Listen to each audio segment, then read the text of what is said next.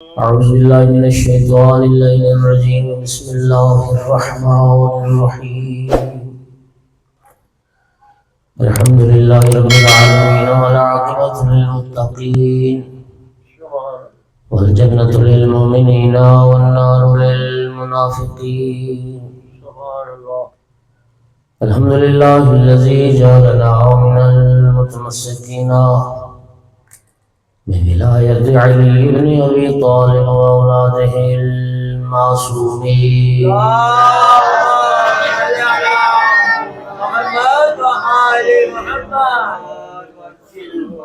الحمد لله الذي جعلنا من الباقين على سيدة نساء العالمين.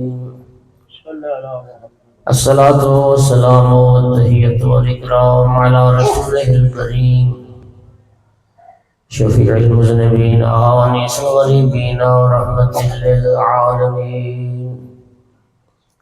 أعني على عبد المؤيد الرسول المسدد المحمود الأحمد المصطفى الأمجد أبا القاسم محمد.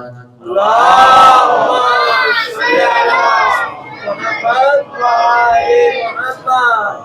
ثم الصلاة والسلام والتحية والإكرام على آله الطيبين الطاهرين المعصومين المنتجبين المنتخبين المظلومين، واللعنة الدائمة على أعدائهم الملعونين من يوم عداوتهم إلى قيام يوم الدين وبعد يوم الدين. أما بعد، فقال سبحانه وتعالى في كتابه المجيد: بسم الله الرحمن الرحيم. فسبح بحمد ربك واستغفره إنه كان توابا. صلوات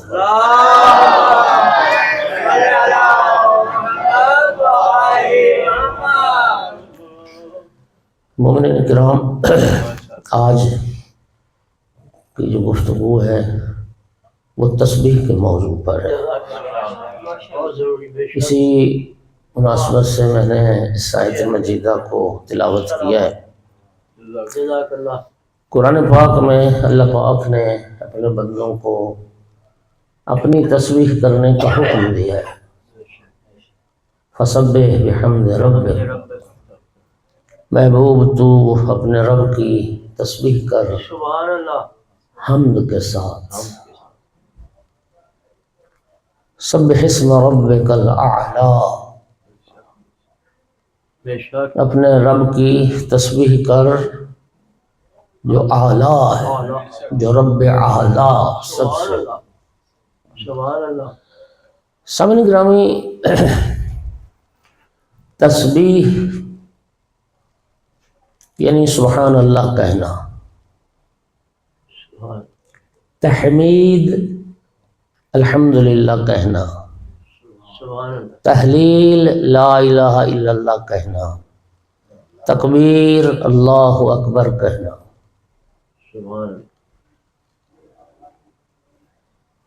اگرچہ لغوی اعتبار سے سبحان اللہ کہنا یہ تسبیح کہلاتا ہے، لیکن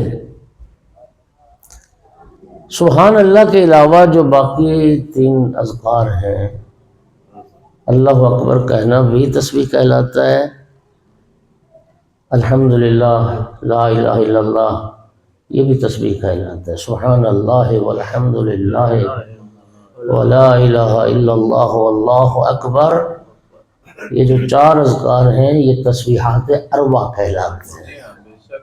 یہ چاروں تسبیحات. ویسے سبح یسبح تسبیحا یعنی سبحان اللہ کہنا، نبی کریم صلی اللہ علیہ وآلہ وسلم نے ارشاد فرمایا کہ قیامت کے دن 5 چیزیں ہیں، انسان کے نامہ اعمال میں سب سے زیادہ وزن ان 5 چیزوں کا ہوگا. سبحان اللہ. 4 چیزیں یہی تسبیحات اربع ہیں. سبحان اللہ والحمدللہ لا الہ الا اللہ، اللہ اکبر۔ اور پانچویں چیز، کسی کا بیٹا دنیا سے رخصت ہو گیا، بالخصوص جوان بیٹا، نبی کریم نے فرمایا اس جوان بیٹے کی موت پر صبر کرنا۔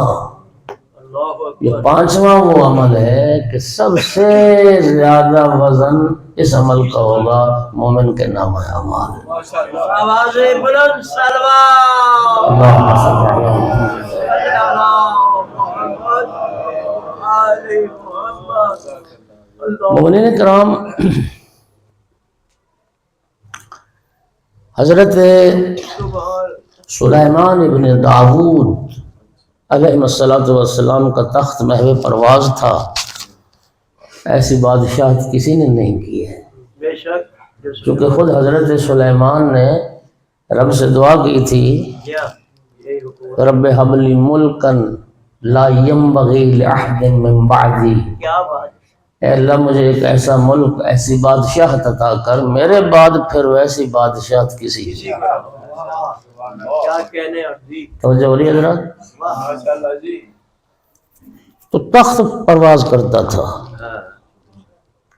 تخت پر کرسیاں ہوتی تھیں، تو تخت جا رہا تھا تو زمین پہ کھڑے ایک شخص نے جب تخت دیکھا تو کہا سبحان اللہ، اللہ نے فرزند داؤد کو کیسی سلطنت عطا کی۔ ہوا نے وہ آواز جناب سلیمان تک پہنچائی، جناب سلیمان نے تخت اتارنے کا حکم دیا، اور جس شخص نے کہا تھا سبحان اللہ، اس کو حضرت سلیمان نے خطاب کر کے فرمایا، اے عبد خدا، اللہ اگر یہ ایک بار تیرا سبحان اللہ کہنا قبول کر لے، میرے تخت و حکومت سے بھی بہتر، اللہ اکبر، واہ واہ واہ، میرے تخت و حکومت سے بھی بہتر۔ اور بالکل ٹھیک فرمایا جناب سلیمان نے۔ آج کہاں گیا سلیمان کا تخت، اور کہاں گئی وہ حکومت، اور کہاں گئی وہ بادشاہت، وہ ذات، وہ سبحان اللہ کا جو نور ہے، وہ ذات کل بھی ہر نقص عیب سے پاک و پاکیزہ، مبرر، منزہ، اور ابد الآباد تک وہ ہر نقص و عیب سے ہر محمد و آل محمد صلوات۔ اللہم صل علی محمد و آل محمد۔ توجہ ہو رہی میرے محترم سامنے؟ اگلی بات بھی سن لیں۔ حدیث مبارک ہے کہ انبیاء میں سے جس نبی کو سب سے آخر میں جنت داخلے کی اجازت ملے گی وہ بھی حضرت سلیمان ہو۔ انہیں روک دیا جائے گا، ٹھہرا دیا جائے گا، اور حضرت سلیمان کو سب سے آخر میں جنت کیوں جانے دیا جائے گا، انہیں روکا کیوں جائے گا؟ صرف اس لیے کہ دنیا کی حکومت مانگی تھی۔ صلوات پڑھ دو سارے حضرات۔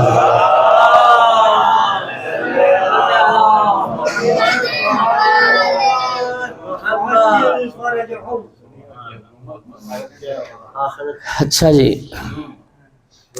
نبی کریم صلی اللہ علیہ وآلہ وسلم نے ارشاد فرمایا کہ جو شخص ایک بار اللہ کی تسبیح کرتا ہے، کہتا ہے سبحان اللہ،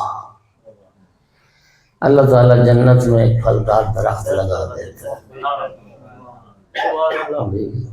تو آپ بھی لگوا لو جنت میں درخت۔ سبحان اللہ، سبحان اللہ۔ ایک صحابی عرض کرتا ہے یا رسول اللہ، پھر تو اس کا معنی یہ ہے کہ میرے تو جنت میں بڑے باغات ہوں گے، میں تو کئی بار اللہ کی تسبیح کرتا ہوں۔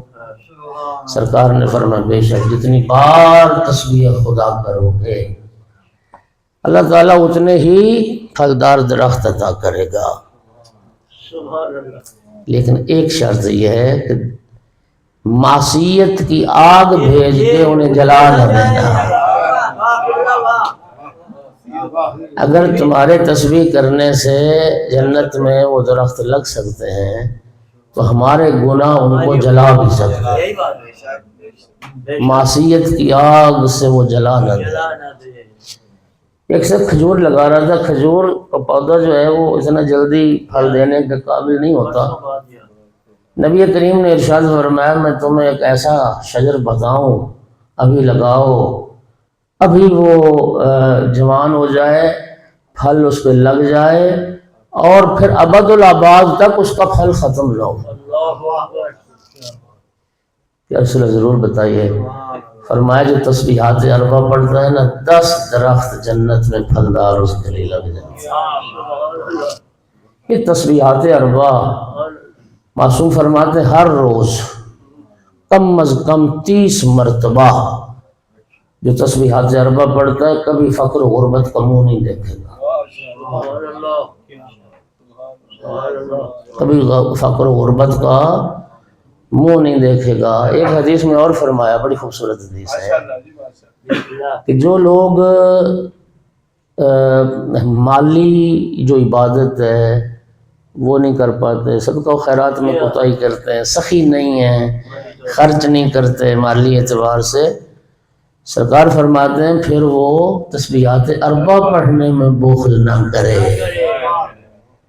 تسبیحات اربع پڑھنے میں بخل نہ کرے، وہ اس بخل کا جبران ہوگا اس تسبیحات اربع پڑھنے۔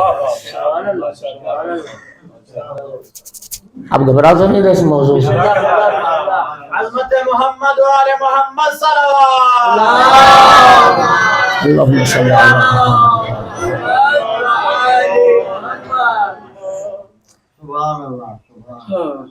دوسری خلافت میں ایک شخص آیا ثانی کے پاس کہ مجھے تم تسبیح کا معنی بتاؤ، تم پیغمبر کے منبر پہ بیٹھ گئے ہو تو تسبیح کا معنی کیا ہے؟ میں بڑی دیانتداری سے روایت عرض کر رہا ہوں۔ ایک شخص کو اس سائل کے ساتھ بھیجا، امیر المومنین علی ابن ابی طالب علیہ السلام۔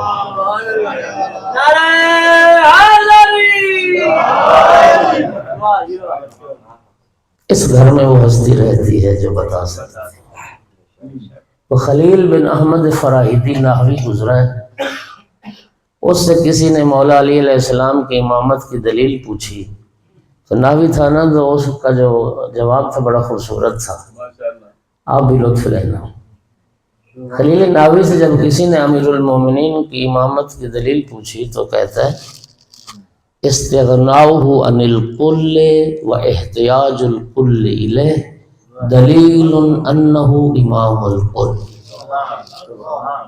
کہتا ہے مولا علی علیہ السلام کا ہر کسی سے بے نیاز رہنا اور ساری دنیا کا علی کا محتاج رہنا، کیا بات ہے، یہ دلیل ہے کہ علی کل کا امام ہے۔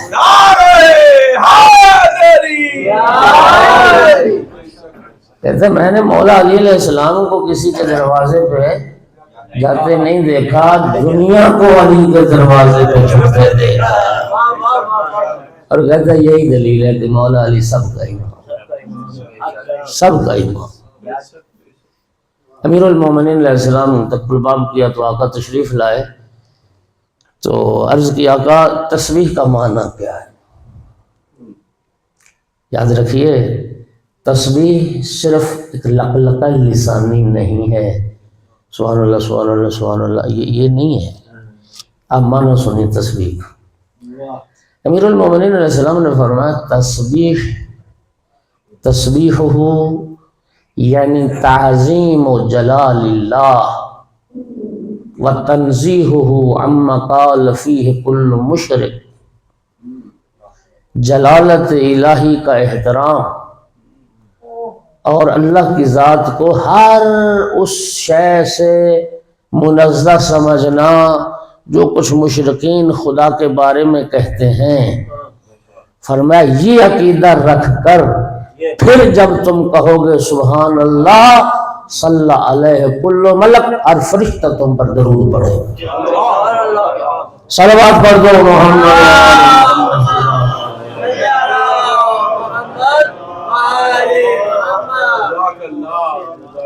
ہر فرشتہ تم پر درود پڑھے گا۔ اللہ اکبر، کیا ہے یہ مبارک کلمہ، سبحان اللہ۔ تسبیح خدا. سامعین گرامی، یسبح للہ ما فی السماوات و ما فی الارض. ارض و سما کی ہر شے اللہ کی تسبیح کر رہی ہے، ہر شے اللہ کی تسبیح کر رہی ہے. چرند پرند، بحری مخلوق، بری مخلوق. بلکہ فرمایا ایک مقام میں وَإِن مِّن شَيْءٍ إِلَّا يُسَبِّحُ بِحَمْدِهِ وَلَكِن لَّا تَفْقَهُونَ تَسْبِيحَهُ. اللہ قرآن میں فرمایا کائنات کی کوئی شے ایسی نہیں ہے جو اس کی تسبیح نہ کر رہی ہو، لیکن تم اس کی تسبیح کو سمجھ نہیں سکتے. یعنی ہمیں یہ شعور نہیں ہے، ہم یہ نہیں سمجھ سکتے. درخت بھی اللہ کی تسبیح کر رہے ہیں، پتھر اللہ کی تسبیح کر رہے ہیں، اشجار و انہار اللہ کی تسبیح کر رہے ہیں، کائنات کا ذرہ ذرہ اس کی تسبیح کر رہے ہیں. اللہ فرماتا ہے لیکن تم ان کی تسبیح کو سمجھنے کا شعور نہیں رکھتے. ایک اہل علم نے بڑی خوبصورت بات کی کہ یہ جو آپ سنتے رہتے ہو کہ نبی کریم کے دست مبارک پر پتھر بھی بولتے تھے، تو فرمایا معجزہ نبی کریم کا یہ نہیں تھا کہ پتھروں نے کلام کیا، پتھروں نے تسبیح کی، یہ معجزہ نہیں تھا. معجزہ یہ تھا کہ پتھروں کی تسبیح لوگوں کو بھی سنوا دی. صلوات پڑھ دو محمد و آل محمد.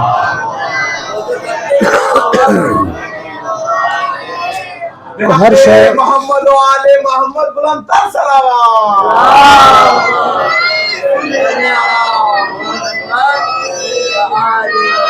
ہر شے، آسمان، زمین، چاند، سورج، ستارے، سیارے، ذرہ ذرہ تسبیح. کائنات کی اشیاء جو اللہ کی تسبیح کر رہی ہیں، علماء فرماتے ہیں وہ تکوینی تسبیح ہے. وہ تکوین کی تسبیح ہے. کبھی سورج نے طلوع ہونے میں لیٹ کی، غروب ہونے میں تاخیر کی، یہ اس کی اطاعت پر خلق ہوئے ہیں اور یہی ان کی تسبیح ہے. یہ جو تکوین کا نظام ہے اس کی تسبیح میں، اس کی اطاعت میں.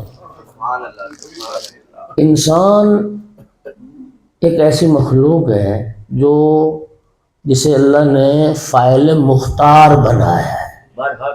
فاعل ہے، کام تو کرتا ہے، لیکن اللہ تعالیٰ نے اختیار دیا ہے، اور اللہ تعالیٰ یہ چاہتا ہے کہ ہر کام اپنے اختیار سے کرے، چاہے نیکی چاہے بدی، چاہے عبادت چاہے گناہ. اللہ پر پروردگار عالم نے پھر بندوں کو یہ حکم دیا کہ تم بھی اپنے اختیار سے میری تسبیح کرو.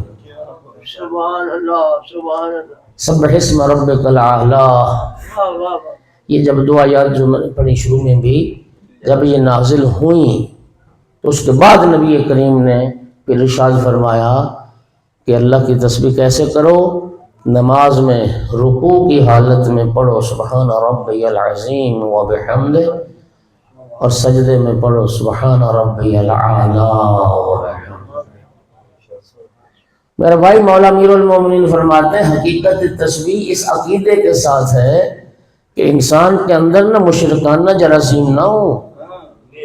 تعظیم جلالت پروردگار اور اللہ کی ذات کو ان چیزوں سے مبرہ سمجھنا جو مشرکین خدا کے بارے میں کہتے ہیں. اب مجھے ایمان سے بتائیے، کسی کا بیٹا مر گیا اور وہ خدا کا ہی شکوہ کر رہا ہے، ابھی تیرے مرن کا موسم نہیں سی، ہائے ایسی لٹے گئے، ساڑھے تے ظلم ہو گیا وغیرہ وغیرہ. یہ جو کفریہ کلمات ہیں، یہ جو شرکیہ کلمات ہیں، اب ان کلمات کے ساتھ سبحان اللہ کہا تو کیا اثر ہوگا؟ واہ واہ واہ.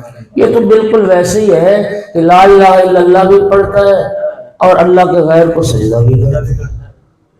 بات سمجھے ہی نہیں سمجھے؟ یہی بات بھئی اقرار تو تم نے یہ کیا کہ اللہ کے سوا میں کسی کو لائق عبادت نہیں سمجھتا، اور سجدہ جب تو اللہ کے غیر کو کرتے ہو تو تیرے کلمے کا کیا اعتبار رہا؟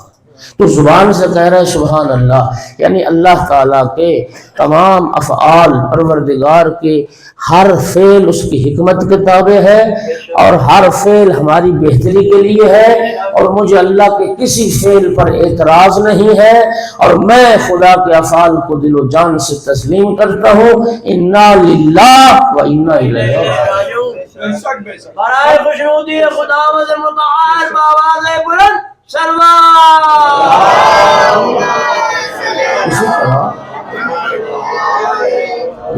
اسی طرح کلمہ لا الہ الا اللہ بھی اسی طرح شیخ جعفر شوستری رحمۃ اللہ تعالی علیہ، یقین کرو ان کا جملہ ہے ہلا دینے والا، وہ کہتے ہیں کاش ہم نے زندگی میں ایک بار حقیقی معنی میں لا الہ الا اللہ کہا ہو، اور ایک بار حقیقی معنی میں سبحان اللہ کہا ہو۔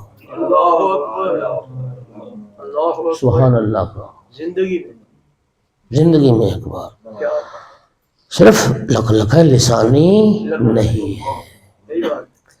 اور مومنین کرام، قرآن پاک میں 7 سورتیں ہیں جن کا آغاز لفظ تسبیح سے ہوا ہے، 7 صورتیں، اور جن صورتوں کے آغاز میں لفظ تسبیح یا تسبیح سے جو مشتقات ہیں وہ آئے ہیں، ان صورتوں کو کہا جاتا ہے سور مسبحات۔ مسبحات صرف ایک صورت ہے جس میں بین المفسرین اختلاف ہے، اور وہ سورہ مبارکہ اسراء بھی کہتے ہیں، سورہ بنی اسرائیل بھی کہتے ہیں، جس کا آغاز سبحان سے ہو رہا ہے۔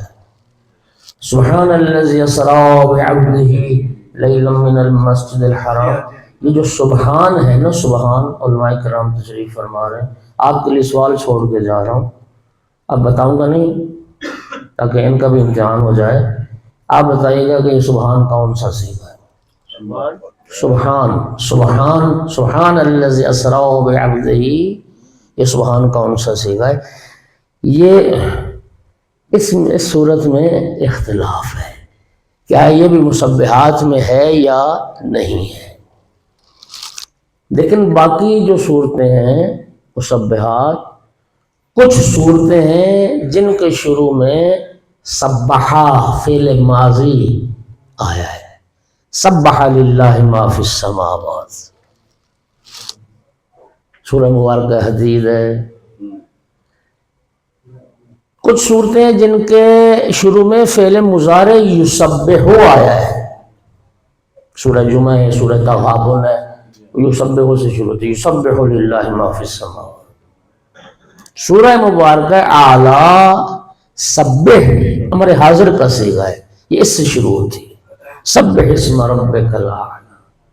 توجہ کرنا، کچھ صورتوں کے آغاز میں سبحا فعل ماضی، کچھ کے آغاز میں یسبح فعل مضارع، کچھ کے آغاز میں سبح امر حاضر، اور ایک سورہ بنی اسرائیل جس کے شروع میں سبحان۔ بتا دے کسی کو آتا ہے تو پورا مجمع بھی سن لیتا کہ، علماء کرام افاضہ فرمائے نا جی، تاکہ لوگوں تک فیض پہنچے کہ یہ سبحان۔ صلوات پڑھو محمد و آل محمد۔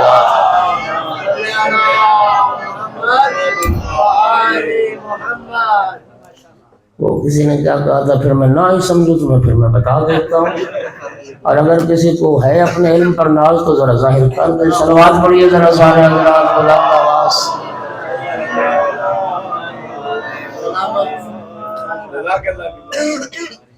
یہ اسم مصدر ہے، تسبیح کا اسم مصدر سبحان۔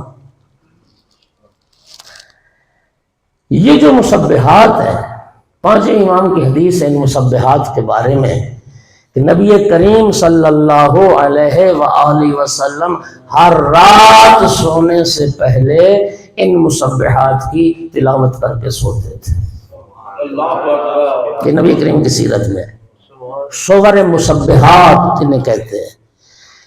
امام باقر علیہ السلام کی حدیث جو خوبصورت ہے وہ یہ ہے، امام فرماتے ہیں کہ جو بندہ صور مصبحات کی پابندی کرتا ہے نا رات کو سونے سے پہلے، حضرت قائم کے زمانے کو درک کرے گا۔ حضرت یوسف زہرا کی جو حکومت ہوگی، آل محمد کی حکومت، اس کا دیدار کرے گا۔ اور ظہور قائم محمد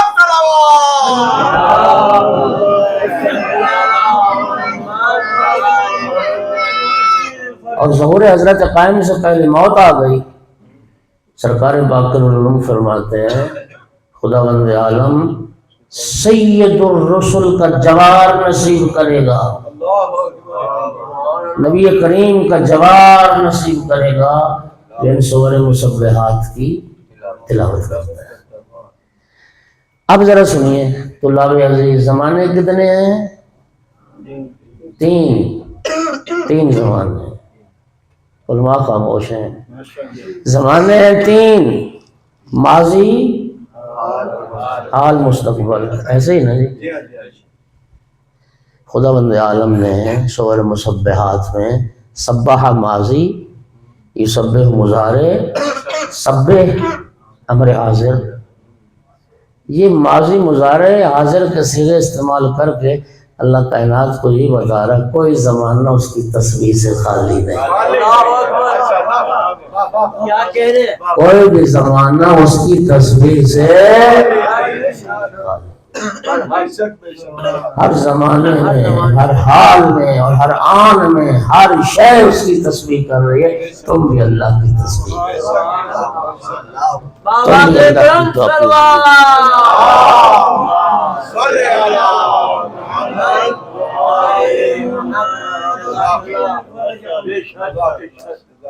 اب میں قریب ترین آ گیا۔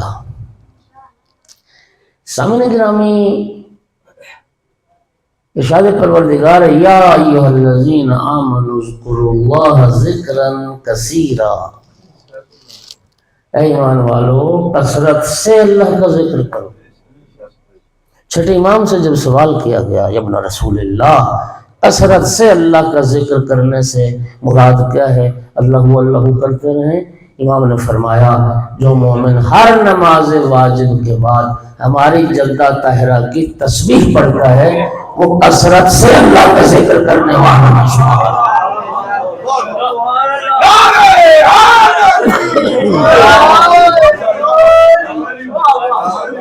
سیدہ طاہرہ صلوات اللہ علیہا کی تسبیح کثرت سے اللہ کا ذکر کرنے والوں میں شمار ہوتا ہے۔ اور شیعیان حیدر کرار، خدا کی قسم کیا تحفہ سیدہ طاہرہ کے وسیلے سے نصیب ہوا۔ یہ تسبیح سیدہ ہے، جانتے ہو حقیقت یہ رب نے تحفہ بھیجا ہے بی بی پاک کے لیے۔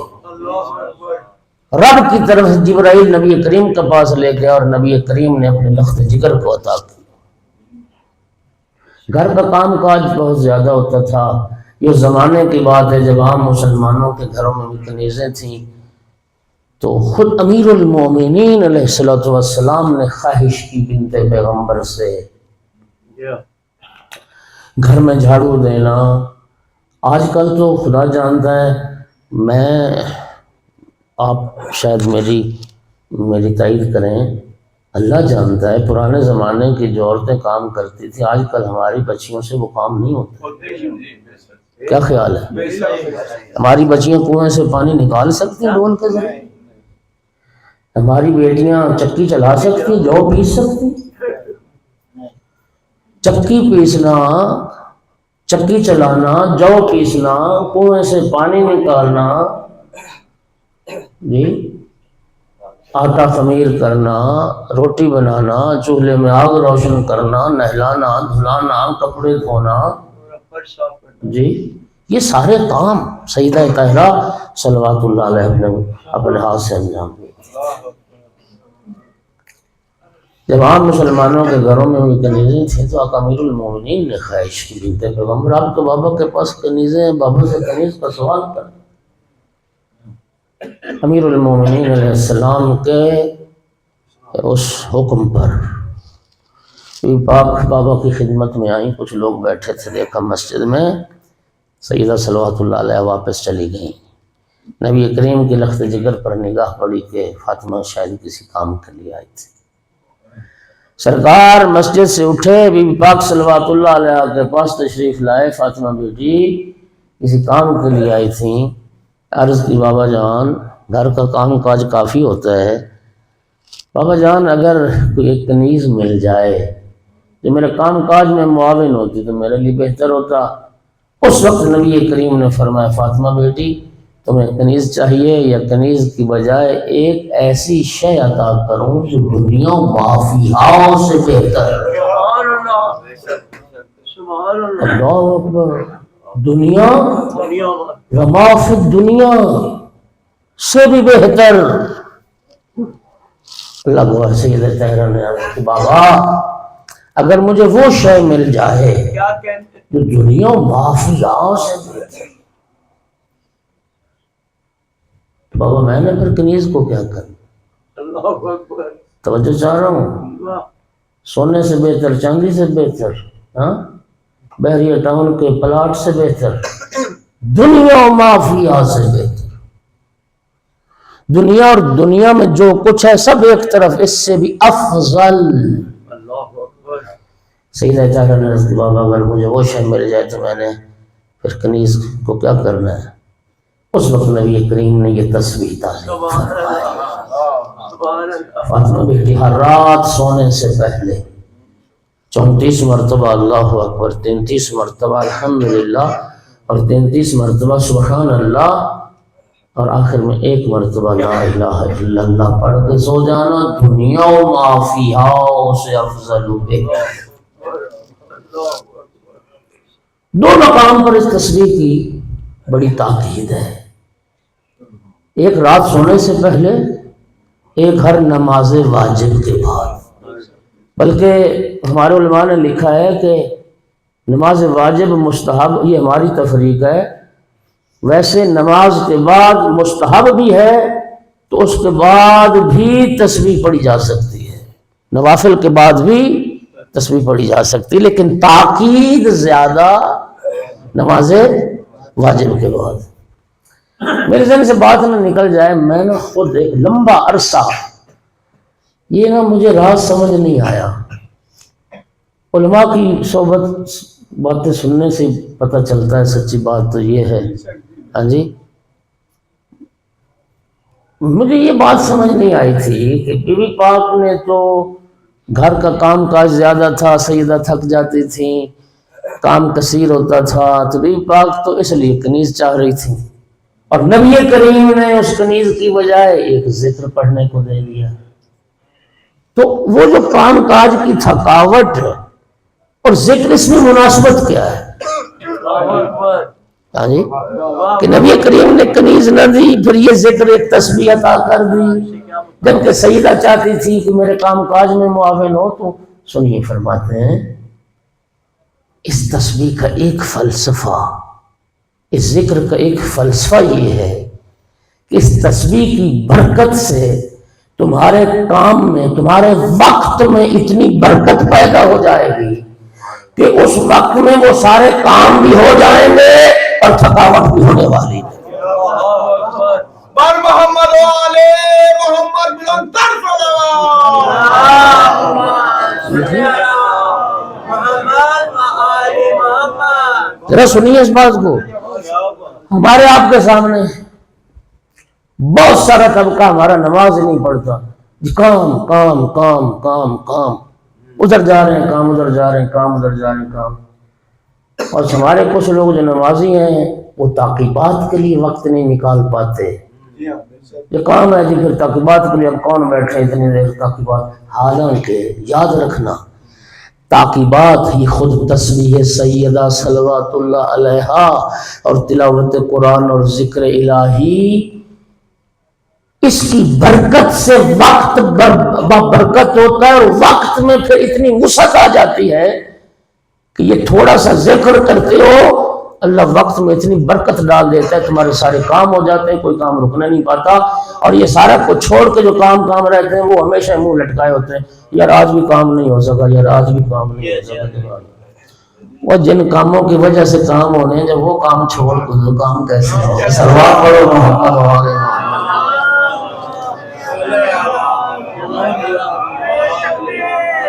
نبی کریم نے یہ تصویر عطا فرمائی،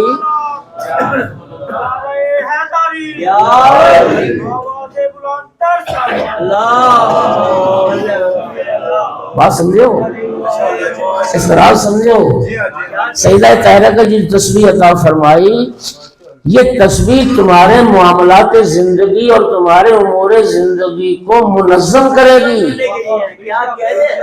اس میں برکت لانے کے لیے، جسے انگریزی میں کہتے ہو نا مینیج ہو رہے ہیں سارے، ہاں جی، یہ اس ذکر کی برکت سے ہوگا، اس ذکر کی برکت سے۔ اور پھر کیا تصویر عطا کی کہ سرکار باقر العلوم فرماتے ہیں کہ اللہ کی عبادت حمد کے ساتھ تصویر زہرا سے بڑھ کر نہیں ہو سکتی۔ آپ نے لطف ہی نہیں لیا، بھائی سمجھا نہیں سکا۔ اللہ کی عبادت حمد کے ساتھ تصویر زہرا سے بڑھ کر نہیں ہو سکتی۔ امام فرماتے ہیں اس سے کوئی افضل شے اگر نبی کریم کے پاس ہوتی وہ اپنی لخت جگر کو وہ عطا کرتی۔ اور جب سرکار نے وہ تصویر عطا کی، 3 بار بی بی پاک نے یہ جملہ فرمایا، رضیت عن اللہ وعن رسول اللہ، رضیت عن اللہ وعن رسول اللہ، رضیت عن اللہ وعن رسول اللہ۔ میں اللہ سے بھی راضی ہوں، میں اللہ کے رسول سے بھی راضی ہوں،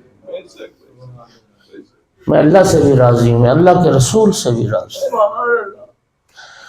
اور مومنین کرام، یہ ایک تسبیح ہے بظاہر، لیکن خدا جانتا ہے کیا خزانہ ہے، کیا خزانہ ہے۔ معصوم کی حدیث ہے، ہم اہل بیت، ہم ائمہ 10 چیزوں کی پابندی کرتے ہیں جن میں ایک تسبیح زہرا ہے۔ مولا امیر المومنین فرماتے ہیں، منذ علمنی رسول اللہ، جس وقت سے رسول اللہ نے یہ تسبیح مجھے تعلیم فرمائی، فرمایا میں نے کبھی بھی اس تسبیح کو فراموش نہیں کیا اور یہ تسبیح کبھی نہیں چھوڑی۔ سائل نے پوچھا، آقا کیا جنگ صفین میں جب آپ مصروف جہاد ہوتے تھے 2 سال کے لگ بھگ تو صفین کی جنگ رہی، فرمایا خدا کی قسم جنگ صفین میں بھی میں تسبیح کو نہیں بھولا، میں تسبیح کے ذکر کو، اور صرف اس کا نماز کے ساتھ عرفاء فرماتے ہیں یہ تسبیح سیدہ مستقل عبادت ہے، مستقل عبادت، یعنی اگر آپ بوضو ہیں تو آگے پیچھے بھی اس ذکر کو پڑھ سکتے ہیں۔ ایک شخص آیا چھٹے امام کی خدمت میں، آقا میں کم سننے لگ گیا ہوں، بہرا پن اونچا سنائی دیتا ہے، فرمایا سیدہ طاہرہ کی تسبیح پڑھا کر تیری سماعت ٹھیک ہو جائے گا۔ اگلا فائدہ اس تسبیح کا سننا، خدا کی قسم آپ علماء کے حالات پڑھ رہے ہیں، مجتہدین کے، عرفاء کے، فضلاء کے، جب بھی صاحبان علم و معرفت سے پوچھا گیا تمہاری سب سے بڑی خواہش، سب سے بڑی تمنا، سب سے بڑی دعا، کہتے تھے خاتمہ بالایمان ہو جائے، خاتمہ بالخیر ہو جائے۔ یہی ہے یہ نہیں؟ ہاں، ہر مومن کی یہ تمنا ہے اور ہونی چاہیے، یہ دعا ہے اور ہونی چاہیے، اللہ خاتمہ ایمان کی حالت میں ہو، خاتمہ بالخیر ہو۔ امام موسیٰ کاظم علیہ السلام کی حدیث سنو، ایمان تازہ ہو جائے۔ ابو ہارون کو فرمایا، یا ابا ہارون ان نامر سبیاننا بتسبیح الزہراء کما نامرہم بالصلاۃ۔ اے ابو ہارون، ہم اپنے بچوں کو جس طرح نماز پڑھنے کا حکم دیتے ہیں اسی طرح تسبیح زہرا کے پڑھنے کا بھی حکم دیتے ہیں، اور فرمایا اے ابو ہارون سنو اور پہنچا دو مومنین تک یہ بات، جو بندہ ہر نماز واجب کے بعد سیدہ طاہرہ کی تسبیح پڑھتا ہے وہ کبھی بدبخت نہیں ہوگا، اس کا خاتمہ بالایمان۔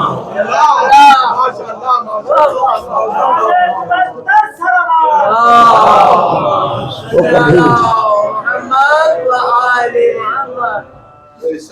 ہاں جی وہ کبھی بدبخت نہیں ہوگا، عاقبت بالخیر ہوگی، انجام بالخیر ہوگا، ایمان کی حالت میں موت آئے گی جو سیدہ طاہرہ صلوات اللہ علیہ کی اس تصریح کی پابندی کرتا ہے۔ توجہ۔ اور مومنین کرام ذرا سننا، موئی بھائی کہ چوتھے دن سے خواہش ہے کہ میں فضائل بالکل تھوڑا پڑھوں، مسائل زیادہ پڑھوں، اور آج انہوں نے مجھے بڑی تاکید سے کہا، لیکن لگتا نہیں ہے کہ اگر مسائل کی طرف آتا ہوں تو میں تو موضوع پہ اب پہنچوں۔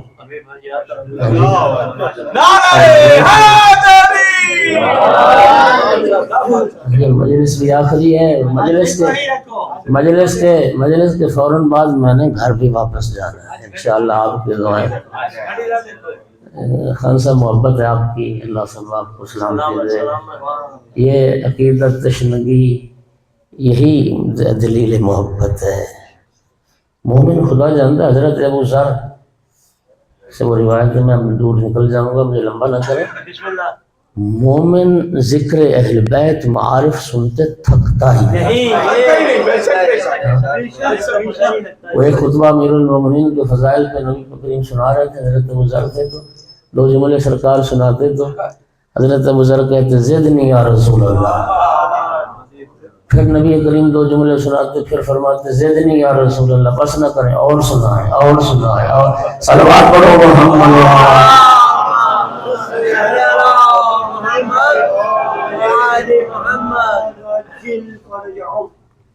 مومنین کرام تسبیح سیدہ،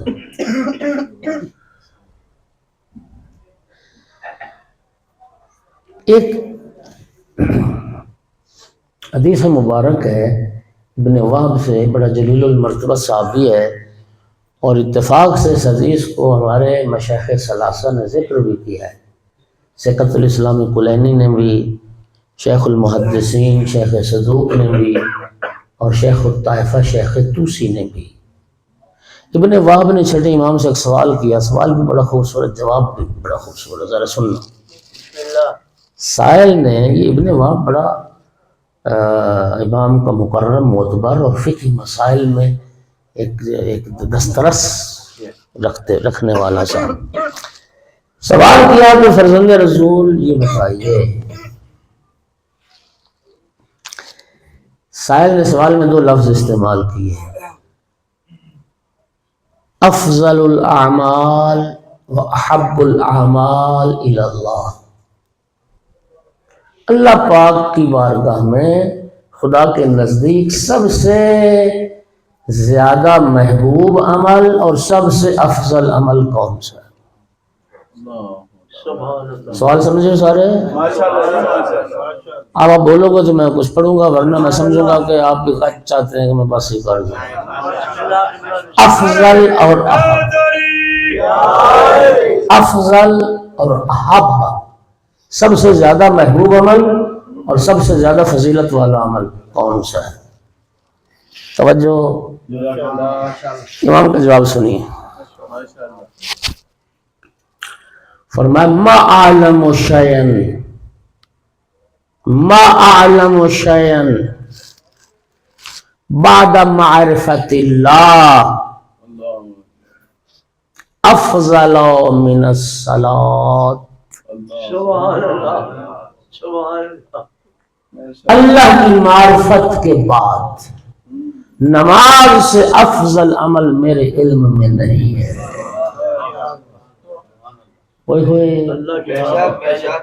اللہ کی معرفت کے بعد نماز سے افضل اور نماز سے زیادہ محبوب عمل میرے علم میں نہیں۔ اب بابا جان ذرا لطف لینا، یہ کون کہہ رہا ہے میرے علم میں نہیں؟ جو ماکان و ما یکون کا عالم ہے۔ اللہ اکبر، کیا کہنے۔ اب ذرا سنیے، یہ جو امام نے فرمایا میرے علم میں نہیں ہے، یہاں پر عدم العلم کا معنی جہالت نہیں، عدم العلم کا معنی عدم الوجود۔ یعنی اس امام کے یہ فرمانے کا یہ مطلب نہیں ہے کہ نماز سے کوئی اور افضل عمل ہے اور میں نہیں جانتا.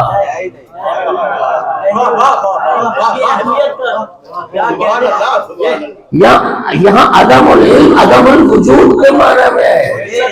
یعنی امام صادق فرما رہے کوئی ہوتا تو میرے علم میں ہوتا. یعنی اللہ کی معرفت کے بعد نماز سے کوئی افضل عمل ہے ہی نہیں. کوئی افضل عمل. اب نماز کی فضیلت ذہن میں آئی. اب نماز کی عظمت ذہن میں آئی. اب حدیث سنو جسے ہمارے مشائخ ثلاثہ نے ذکر کیا. بڑی معتبر حدیث. خالد ابن قمات روایت کرتا ہے کہ میں نے امام جعفر صادق علیہ السلام سے سنا. آقا نے فرمایا تسبیح فاطمہ دبر کل صلاة فی کل یوم احب الی من 1000 رکعت فی کل یوم. امام صادق نے فرمایا کہ ہر روز ہر نماز واجب کے بعد سیدہ طاہرہ کی یہ تسبیح پڑھنا مجھے ہر روز 1000 رکعت نماز پڑھنے سے بھی زیادہ ہے.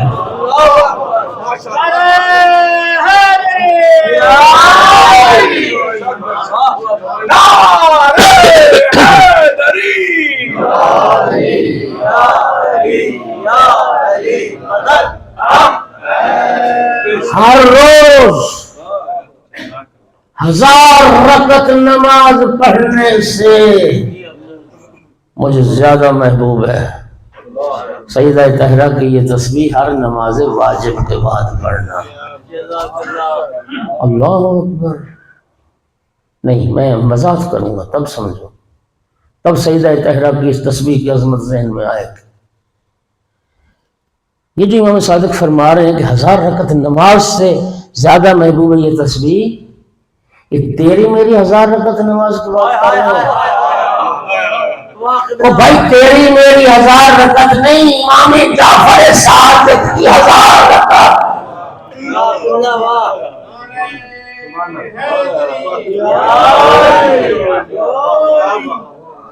امام صادق علیہ السلام کی 1000 رکعت نماز امام کی نماز سے زیادہ محبوب ہے. اور یہ 1000 رکعت کیا ہے؟ لا صلاۃ الا بفاتحۃ الکتاب. نبی کریم کی حدیث ہے سورہ فاتحہ کے بغیر تو نماز نہیں ہوتی. 1000 رکعت کا مطلب 1000 مرتبہ سورہ فاتحہ. اور سورہ فاتحہ کی عظمت جانتے ہو؟ رب نبی کریم کی حدیث ہے کہ اللہ نے مجھے عرش کے خزانوں میں سے جو خزانہ عطا کیا وہ سورہ فاتحہ. محمد علی محمد صلوات من کنوز العرش. اور خود قرآن پاک میں سورہ فاتحہ کی عظمت کیا ہے؟ وَلَقَدْ آتَيْنَاكَ سَبْعًا مِنَ الْمَثَانِي وَالْقُرْآنَ الْعَظِيمِ. محبوب ہم نے آپ کو 7 مثانی سورہ فاتحہ بھی عطا کی, قرآن عظیم بھی عطا کی. توجہ کرو, اللہ پاک نے پورے قرآن کا ذکر ایک طرف اور پورے قرآن کے مقابلے میں سورہ فاتحہ کا ذکر ایک طرف. 1000 رکعت سے زیادہ محبوب ہے تسبیح سیدہ, یعنی 1000 مرتبہ سورہ فاتحہ پڑھنے سے زیادہ محبوب ہے. اب نماز میں صرف سورہ فاتحہ تو نہیں ہوتی, سورہ فاتحہ کے بعد ایک اور کامل سورہ پڑھنا واجب ہے, اور وہ سورہ اگر سورہ توحید ہو جو اہل بیت کا محبوب ترین سورہ ہے, محبوب ترین سورہ ہے. اور سورہ توحید کی عظمت کیا ہے؟ نبی کریم نے فرمایا جس نے 3 بار سورہ توحید کو پڑھ لیا ختم قرآن کا ثواب حاصل.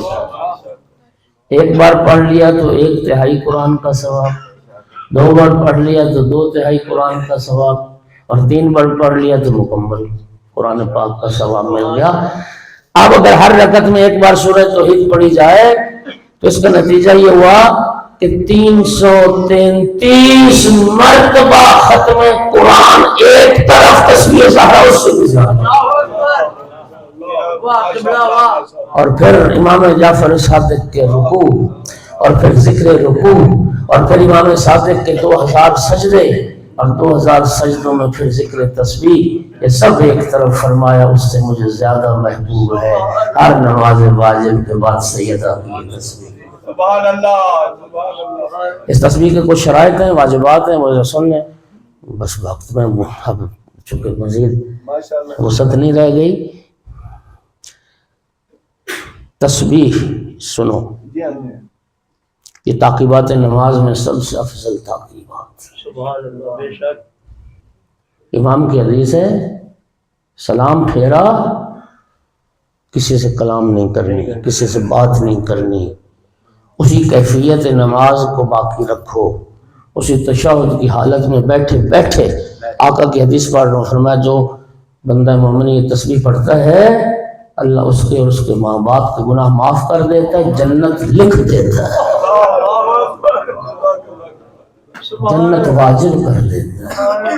یہ سیدہ کی تسبیح ہے، یہ سیدہ طاہرہ کے وسیلے سے ہم تک پہنچی ہے. تسبیح سیدہ میں 2-4 باتیں جن کا خیال رکھنا بہت ضروری ہے. جی ہاں جی ماشاءاللہ. یہ جو تعداد ہے جی ہاں. اس میں کمی بیشی نہیں ہونی چاہیے.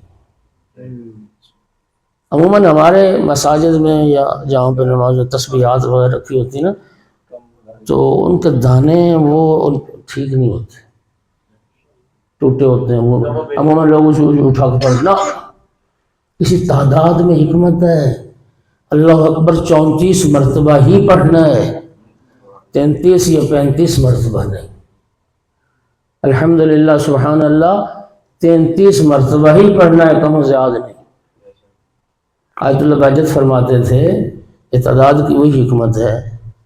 کسی مومن کا نمبر 5-12 ہو آخر میں، آپ 11 ملاتے ہیں قیامت تک فون نہیں ملے گا، اور 5-13 ملا دو گے تب بھی نہیں ملے گا، 5-12 ملے گا ہی تو فون ملے. صلوات پڑھ لو محمد و آل محمد. بے شک جی بے شک. اس تعداد میں حکمت ہے. دوسرا تسبیح میں موالات ضروری ہے. موالات جانتے ہو نا، پے در پے یہ ذکر کرنا ضروری ہے. ایسا نہ ہو کہ سبحان اللہ ہاں جی کیا آ رہا ہوں میں، سبحان اللہ ٹھہرو انتظار کرو. نہیں، اس ذکر تسبیح کو کسی دوسرے کلام سے باطل نہیں کر سکتے. اگر مجبور ہو گئے کلام پر پھر نئے سرے سے شروع کرو تسبیح. تکبیر سے آخری 1 مرتبہ لا الہ الا اللہ تک، بیچ میں اس کو منقطع نہیں کرنا. میرا بات پہنچ گئی آپ سے؟ اس کو پے در پے پڑھنا ہے. اور سب سے اہم بات توجہ کے ساتھ. یقین کیجئے ہم تو 1 منٹ میں تسبیح پڑھ رہے ہوتے ہیں نا، کبھی اپنی جو تسبیح پڑھ رہے ہوتے ہیں نا، کبھی بلند آواز سے پڑھ کے نا ریکارڈ کر کے پھر سنو کہ تمہیں خود سمجھ نہیں آئے گی تم کیا پڑھ رہے ہو. سن یہ سوچ یہ تسبیح پڑھ رہے ہو، اللہ یہ کیا ہے، غلط ہے. ایک لفظ توجہ کے ساتھ اور توجہ خدا کی طرف. ایسے صاحبان معرفت جو 1 گھنٹے میں یہ ذکر پڑھتے ہیں، وہ فیوز، وہ برکات، وہ معنویت، وہ روحانیت تب ہوگی جب اس کی طرف توجہ ہو. بات سمجھ آ رہی ہے میرے محترم سامنے؟ خدا بند عالم ہمیں اس ذکر کی پابندی کی توفیق دے. بس اس سے زیادہ میں اور پڑھتا. ایک شعر سن لیں، وہ بھائی نے بھی آج یاد کروایا. تو سیالکوٹ میں پڑھ رہا تھا تو کسی مومن نے مجھے نا ایک بھیجا شعر لکھ کے منبر پہ. اس کی عقیدت ہے نبی پاک کی بارگاہ میں، کہتا ہے کہ تیری تسبیح کے دانوں کا سہارا لے کر، تیری تسبیح کے دانوں کا سہارا لے کر مشورہ لوگ مشیت سے کیا کرتے. مشورہ لوگ مشیت سے کسی نے نہ پہچانا کون تھا. اللہ اکبر. بابا کی رحلت کے بعد مختصر سی زندگی گزار کے زخمی پہلو پہ ہاتھ رکھا، روتے ہوئے اٹھ گئی دنیا سے۔ بہانے تلاش کرتی تھی رونے کے، امیر المومنین سے خواہش کرتی یا ابن العم میرے بابا کا وہ پیراہن مجھے دکھاؤ جس پیراہن میں میرے بابا کو غسل دیا گیا ہے۔ دیکھ کے روتی تھی۔ جناب بلال حبشی مؤذن رسول سرکار کی رحلت کے بعد بلال نے اذان نہیں کہی، مدینہ چھوڑ دیا تھا، منبر رسول اللہ سے خالی نظر آتا تھا، مدینہ چھوڑ کے چلے گئے۔ چند دن گزرنے کے بعد عالم خواب میں رسول اللہ کی زیارت ہوئی۔ سرکار نے فرمایا بلال تو بھی میرے بعد مدینہ چھوڑ کے آ گیا، تو نے بھی میرے اہل بیت کا ساتھ چھوڑ دیا۔ اس خواب کو حکم سمجھا، بلال واپس مدینہ میں آئے۔ چند دنوں کے بعد ایک لہر دوڑ گئی مسلمانوں میں خوشی کی، مؤذن رسول آ گئے، مؤذن رسول آ گئے۔ لوگوں نے خواہش کی کہ بلال اذان دو، کہتے تھے میں نے نا عہد کیا ہوا تھا رسول اللہ کے سوا میں کسی کے لیے اذان نہیں کہوں گا۔ لیکن جب یہ بلال کی اطلاع سیدہ طاہرہ تک پہنچی نا کہ میرے بابا کا مؤذن بلال آیا ہے، جناب حسنین کو بھیجا، بیٹا جاؤ اور بلال سے جا کے کہو کہ ہماری ماں کی تمنا ہے بلال ایک مرتبہ آج تو اذان دے۔ میں کہتا ہوں یہ بلال کی معرفت کو سلام ہے۔ جب سیدہ طاہرہ کا حکم پہنچا بلال نے عرض کی میں سیدہ طاہرہ کے لیے ضرور اذان کہوں گا۔ بلال نے تو وعدہ کیا تھا کہ میں رسول کے علاوہ کسی کے لیے اذان نہیں کہوں گا، تو بلال سیدہ طاہرہ کے لیے اذان کہنے پر آمادہ کیوں ہوئے جانتے تھے؟ رسول اللہ فرما کے گئے فاطمہ تو بضعۃ منی، فاطمہ میرا حصہ ہے، جانتے تھے سیدہ طاہرہ کا جو حکم ہے وہ رسول اللہ۔ اذان کا وقت ہوا، بلال گلدستہ اذان پر آئے۔ جو مدینہ گئے ہو بی بی پاک کے حجرے سے مازنہ دور نہیں، جب بلال پہنچے نا گلدستہ اذان پر، بی بی پاک نے جناب فضہ سے فرمایا فضہ قربی فراشی الی باب الدار، یہ میرا بستر اٹھا کے نا دروازے کے قریب کر دو تاکہ میں بلال کی اذان کو اچھی طرح جناب بلال نے اذان شروع کی، اللہ اکبر، سیدہ طاہرہ نے بھی پڑھا اللہ اکبر۔ بس بلال کا اذان شروع کرنا تھا، سیدہ طاہرہ کو بابا کا زمانہ یاد آیا کہ پہلے جب بھی بلال اذان کہتا تھا میرا بابا گھر سے نکلتا میرے دروازے پہ آتا آیت تطہیر کی تلاوت کرتا، بابا کا زمانہ ذہن میں۔ اشہد ان لا الہ الا اللہ، پاک نے بھی پڑھا اشہد ان لا الہ الا اللہ۔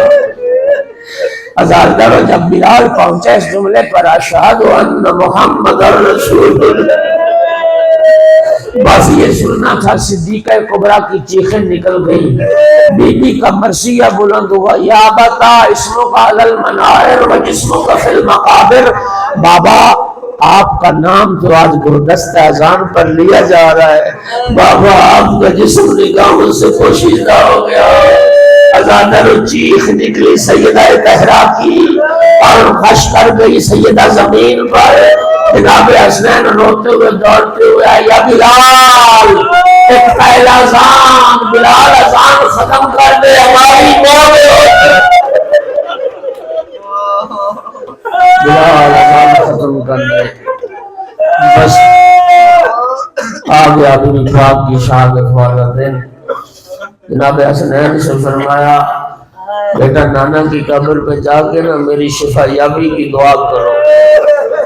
شہزادے روتے ہوئے آئے، نانا کی قبر پر سلام کیا، دعا کرتے رہے، نانا ہماری ماں بیمار ہے ہم دعا کرنے آئے۔ دعا کرتے کرتے شہزادوں کی آنکھ لگی، عالم خواب میں نانا کو دیکھا، سر سے دستار اتری ہوئی اور رو کے فرما رہے تھے بیٹو واپس چلے جاؤ تم یتیم ہو۔ روتے ہوئے شہزادے گھر آئے، ماں کے جنازے پر پہنچے، اجرکم علی اللہ۔ امام حسن علیہ السلام ماں کی میت سے لپٹ کے رو کے کہتے تھے یا اماں انا ابنک الحسن کلمینی، اماں میں تیرا حسن آیا ہوں مجھ سے بات کرو۔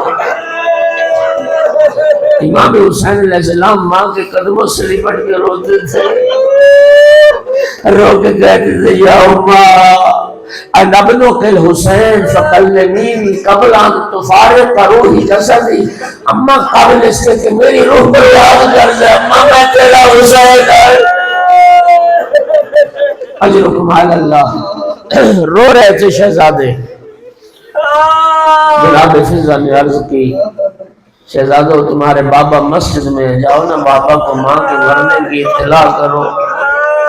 شہزادے روتے ہوئے مسجد میں آئے، امیر المومنین کے پاس، بابا ہماری ماں مر گئی، بابا ہم یتیم ہو گئے۔ عزادارو خبر شہادت زہرا کا سننا تھا، فواقع علی وجہ علی بن ابی طالب، خبر شہادت زہرا کا سننا تھا، مولا علی منہ کے بل سے وہی کرے۔ اللہ اکبر، کون علی جس کو خیبر و خندق میں کوئی نہ ملا سکا، کون علی جس کو بدر و احد میں کوئی نہ گرا سکا۔ اتنا اثر ہوا مولا امیر المومنین کے دل پر، آقا امیر المومنین منہ کے بل زمین پہ گرے، عزاداروں روتے روتے بھی ہوش ہوئے، چہرے پہ پانی چھڑکا، مولا علی ہوش میں آئے اور گھر تشریف لائے، سیدہ طاہرہ کے جنازے پر کھڑے ہوں گے، ایک جملہ کہا کنت اتعزا بک فبمن العزاء بعدک یا بنت رسول اللہ، اے بنت پیغمبر تو علی کو تسلیہ دیتی تھی، اے بنت پیغمبر تو علی کو سہارا دیتی تھی، بتا تیرے بعد علی کو سہارا کون؟ سیدہ طاہرہ کا وصیت نامہ سرحان موجود تھا، امیر المومنین نے وہ وصیت نامہ اٹھایا، اس وصیت نامے کو پڑھنا شروع کیا۔ عزادارو اس وصیت نامے میں چند جملے یہ تھے، یا ابا الحسن میری وصیت ہے، غسلنی باللیل وحنتنی باللیل وکفنی باللیل، رات کی تاریکی میں غسل دینا، رات کی تاریکی میں حنوط کرنا، رات کی تاریکی میں کفن پہنانا، صلی علیہ وسلم باللیل، رات کی تاریکی میں جنازہ پڑھ کے مجھے دفن کر دینا، فلا تعلم به احدا، میرے مرنے کی اطلاع کسی کو نہ دینا، ان لوگوں کو میرے جنازے میں شرکت کی اجازت نہ دینا جنہوں نے مجھے دکھ دیے، میرا حق غصب کیا، جنہوں نے مجھ پر ظلم کیا۔ اور ایک جملہ ماشاءاللہ سادات کثرت سے بیٹھے ہو تو سید بیٹھے ہو، ایک جملہ وصیت کو تمہارے لیے تھا، یا علی اقرا ولدی السلام الی یوم القیامہ، یا علی قیامت تک آنے والی میری اولاد کو میرے سلام کہنا، اے سادات تمہاری دکھیاری ماں تمہیں سلام کہتی تھی، تمہاری دکھیاری ماں تمہیں سلام، خدا جانتے ہیں بیٹیاں رو رہی تھی، بیٹے رو رہے تھے، امیر المومنین رو رہے تھے، سیدہ کا وصیت نامہ پڑھا، اولاد کو فرمایا بیٹو بلند آواز سے گریہ نہ کرو، بلند آواز سے گریہ نہ کرو، تمہاری ماں کی وصیت ہے کہ مرنے کی اطلاع نہ جائے۔ عزادار سننا خدا کی قسم روایت کا ذمہ دار ہوں، روایت کہتی اولاد فاطمہ یوں سیدہ طاہرہ اپنی آستینے منہ میں لے کے روتے تھے تاکہ رونے کی آواز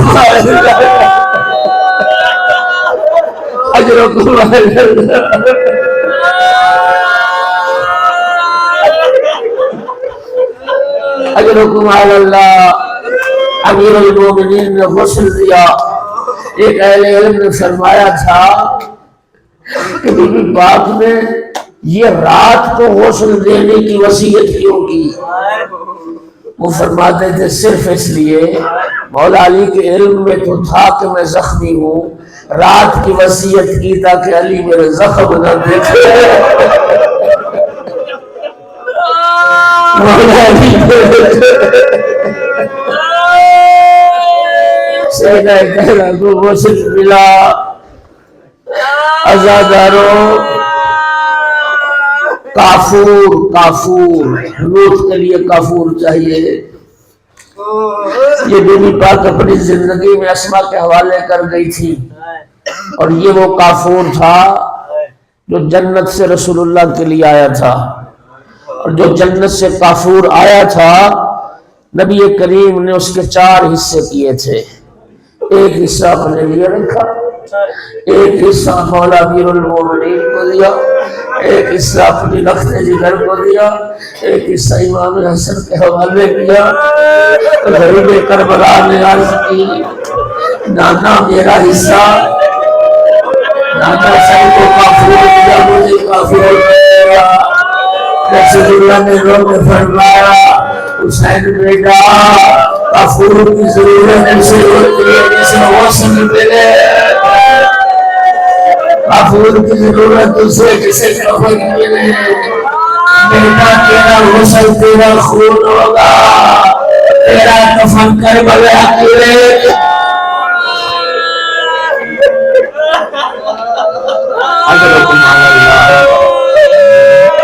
غسل ملا، کفن ملا، تابوت تیار ہوا، صحن خانہ میں بی بی کا لا کے جنازہ رکھا۔ ایک مرتبہ امیر المومنین نے اولاد کو ایک ایک کا نام لے کے پکارا، یا حسن ہو یا حسین یا زینب ہو یا ام کلثوم، ہلموا تزودوا من امکم، آؤ میری اولاد، ماں کا آخری دن پھر ملاقات قیامت کرو گی۔ عزاداروں ساری اولاد آئی، لیکن نہ آیا تو کربلا کر ماں کے جنازے سے تھوڑے فاصلے پہ رک گئے۔ آقا امیر المومنین نے فرمایا حسین بیٹا تو ماں سے ودا نہ کرے گا؟ عرض کی بابا جب تک میری ماں مجھے کفن سے نہ بلائے میں اماں سے ملاقات نہیں کروں گا۔ امیر المومنین فرماتے لقد اشہد اللہ لقد حنت وعنت ومدت یدیہا، مولا علی فرماتے میں اللہ کو گواہ بنا کے کہتا ہوں امام حسین کا یہ کہنا تھا۔ سیدہ طہرہ کے جنازے میں حرکت پیدا ہوئی، سیدہ کے دو ہاتھ کفن سے باہر آئے، ایک آواز ہے یا میرا کربلا کہہ گئی، آؤ میرا کربلا کا شیخ۔ امام حسین علیہ السلام ماں کے جنازے کی طرف بڑھے، فواضع خد والا خدیا، ماں کے رخسار پر اپنے رخسار رکھے۔ ماں بیٹے کی ملاقات جاری تھی، ایک مرتبہ غیب سے آواز آئی یا علی ماں کی حسین کو ماں کے جنازے سے جدا کرو، ملائکہ سے عبادت چھوٹ گئی، تمہارے جنت میں تڑپ کے رہ گئی۔ امیر المومنین جیسا شفیق باپ بڑی محبت کے ساتھ امام حسین کو ماں کے جنازے سے جدا کیا۔ میں کہوں گا آئے قسمت جناب سکینہ، 11 محرم تھی، پاپا کی لاشوں سے لپٹ کے رو رہی تھی، کون تھا سکینہ کو جدا کرنے والا؟ عزادار و شیور کے تماچے، سکینہ میں نقصان، بیوی طرف کے کہتی تھی مسلمانوں یہ کہاں کا دستور ہے، بابا بھی میرا مارا جائے،